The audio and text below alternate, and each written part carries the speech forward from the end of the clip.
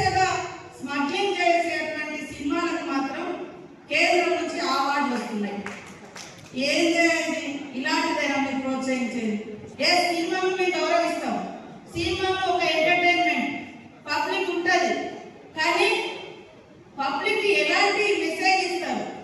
Smuggler హీరోలు అవుతారంట, ఒక awareness ఇచ్చేటువంటి లాయర్ జీరో అయితే ఎట్లా? ఒకవేళ అక్కడ స్మగ్లింగ్ జరుగుతున్నప్పుడు దాన్ని కట్టడి చేసేటువంటి పోలీస్ అధికారి జీరో ఎట్లా అవుతాడు? ఇది సమాజం ఆలోచించాలి. కాబట్టి సినిమా యాక్టర్లైనా, సినిమా ప్రొడ్యూసర్స్ అయినా, డైరెక్టర్లు అయినా ఈ సమాజాన్ని ఒక ఉన్నతమైనటువంటి సన్మార్గంలో తీసుకెళ్లేటువంటి లక్షణాలు, ఇతరుల గురించి తప్పించేటువంటి భావాన్ని, ఇతరులకు హెల్ప్ చేసే భావాన్ని, ఇతరుల గౌరవాన్ని కాపాడే విధంగా సినిమాలు తీస్తే సమాజం ఇంకా సన్మార్గంలో నడుస్తుంది. అదే మరి వేరే ఆలోచనలతో పోతే, నిన్న ఒక అతనట మహారాష్ట్రలో 2 మర్డర్ కేసులు ఉన్నాయి, తప్పించుకొని తిరుగుతున్నాడు చాలా రోజులు. ఎక్కడ దొరికిందంటే మరి ఈ సినిమా హాల్ పుష్ప 2 సినిమా చూసుకుంటూ దొరికింది.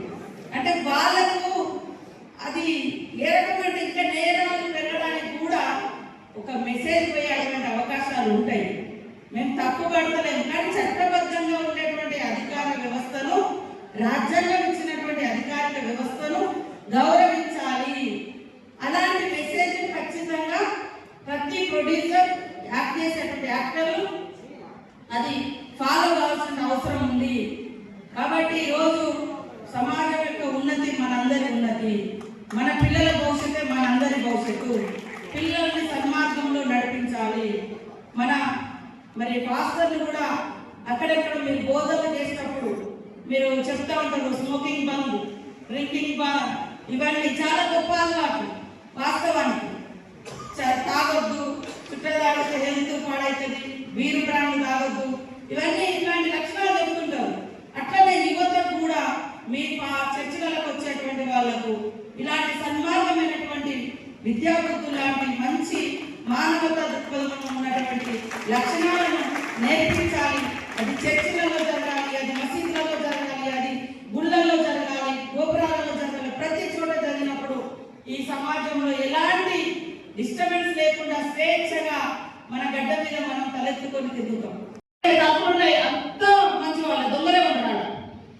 అంటే అలాంటి లక్షణాలను వాళ్ళు అలవర్చుకున్నారు.